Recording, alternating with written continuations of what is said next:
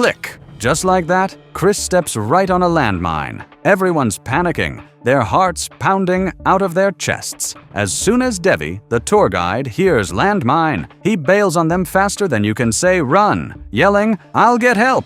And poof, he's vanished into thin air. Alicia and Daniel are scrambling to call for help, but this place is a total dead zone. Not a single bar of signal anywhere. What in the world is going on? And seriously, who leaves landmines in the middle of nowhere? Just this morning, Chris, Daniel, and Alicia were hyped for their wilderness adventure. They roll up to this massive grassy field and bump into Devi. With huge grins on their faces, they eagerly ask Devi to snap a group pic, and he's all, "Sure thing." But then, out of nowhere, another click. Devi's eyes almost pop out of his head. "Wait a sec! I didn't even touch the shutter yet!" he shouts. Daniel pushes through the bushes, and sure enough, there's that deadly landmine staring right back at them. There's Chris, frozen in place with a landmine under his foot. The moment Devi catches wind of it, he takes off like a bat out of hell. Alicia and Daniel are frantically trying to call the cops, but their phones might as well be bricks. Zero signal. Even if there was,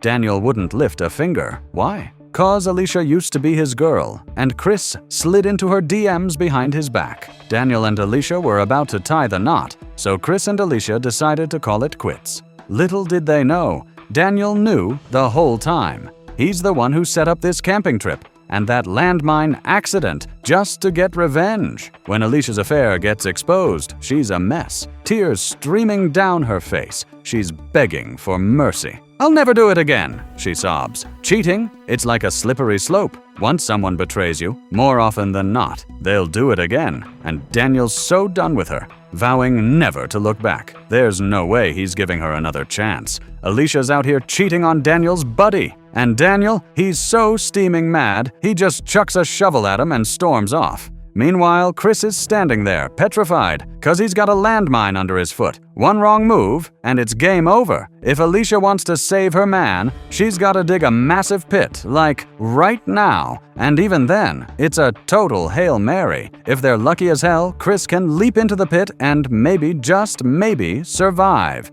It's their only shot, because Daniel's already made off with their ride. Hiking for help? Yeah, good luck with that. Who knows how long it'll take to find civilization out here. And get this, Devi's in on the whole scheme. He's tight with Daniel, so there's no way he's coming back with help. Alicia's barely started digging when this creep Ilya shows up out of nowhere. One look at them huddled over that hole, and he whips out his gun. "What are you two serial killers?" he shouts, ordering them to turn around. Alicia and Chris are screaming at the top of their lungs. "Dude, don't do it! The landmine'll blow!" Ilya finally figures out what's going on, and his face twists into this sick, sleazy grin. Alicia, totally desperate and exhausted from digging, begs him for help. But Ilya, he's a straight-up opportunist. "Sure, I'll help. For a price," he smirks. And just to make sure they know who's boss, he takes a shot at Chris and whacks him with a rock. Poor Chris is in a world of hurt. Standing on that landmine, he's seconds away from biting the dust. "Take whatever you want," he yells, panicking. Ilya doesn't waste a second. He ransacks their bags like a wild animal, throwing stuff everywhere. And what does he grab? Not the cash, not the valuables, just a pair of Alicia's panties. Seriously, what a perv! Alicia's completely grossed out, but she's got no choice. She nods, reluctantly agreeing to hand them over. But Ilya's not done. He wants the used ones and starts getting all handsy, saying he'll dig the pit if she gives them up. Chris can't stand it. He throws his last $200 and his credit card at Ilya, hoping to call it quits. But Ilya couldn't care less about the money. He's dead set on those panties. Fuming, Alicia and Chris try to bluff him. "The rescue team's on the way. You better back off." But Ilya just laughs in their faces. If that were true, you'd be chilling, not digging your butts off. Chris has had enough. "Get lost! We don't need your help," he shouts. But Ilya's not going anywhere. With Chris stuck and Alicia alone, he gets this evil look in his eye. He forces Alicia to hand over the panties right then and there. She wants to run to the tent, but Ilya's not having it. "Do it here now!" he growls. It's straight up humiliation, but Alicia has no choice. She swallows her pride and does what he says. After scoring his sick prize, Ilya pretends to dig, but it's clear he's just messing with them. Then, out of the blue, his walkie-talkie crackles to life. In this dead zone, it's their only hope for help. Alicia's eyes light up, but Ilya's already got another demand. Ilya straight up flings Alicia's panties across the dirt and snarls, "Fetch 'em like the mutt you are! Then I'll hand over the walkie-talkie." No way was Alicia going to let Chris die, so she's scrambling on all fours and grabs those panties. But guess what? As soon as she gets the walkie-talkie, she realizes the person on the other end is speaking a whole different language. She's begging Ilya to translate, and the sicko grins ear to ear. "Sure thing, sweetheart, but for every word I say, you lose a piece of clothing." And let's be real, Alicia's barely got anything on to begin with. Chris is seeing red, screaming every curse word in the book at Ilya. In the middle of this foul-mouthed showdown, Alicia makes a break for it, but Ilya's just standing there, smirking. Why? 'Cause he's got his attack dog on standby.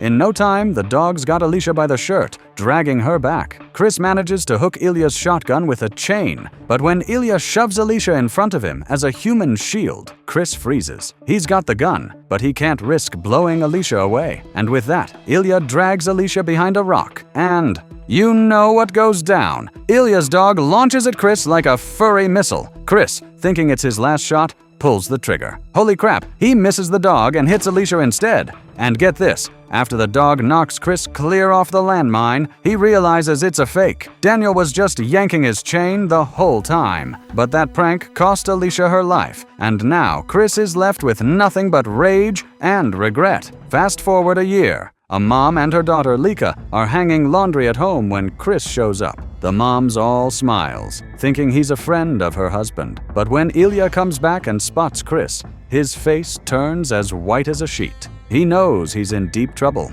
Ilya drags Chris outside and growls, "5 minutes, we'll settle this, like men." But behind his back, he's whistling for his dog and reaching for his phone to call the cops. Then he stops cold. What's he gonna say? "Hey, 911, I raped a girl and got her killed?" Yeah, right. The dog charges, but Chris is ready. He takes down the dog in one swift move. Ilya pulls out his gun, but Chris just laughs. "I bet your gun's as empty as your soul. I took the bullets out ages ago." And with that, he shoots Ilya in both legs. Ilya crumples to the ground, blubbering, "It was all a mistake. I was drunk, man. Spare my family." Chris takes a long swig from his beer. "You know what? Since you were drunk, I'll let it slide." Another gulp, and his eyes turn cold. "But now I'm drunk too, and I want your daughter's panties, the worn ones." Once he gets them, he throws them in the dirt. "Fetch, just like your dad made Alicia do." Then he turns to Ilya. "You loved this, didn't you? Now, eat it. How's it taste?" And he's got his gun pointed at Ilya's wife and daughter, ready to pull the trigger if he refuses.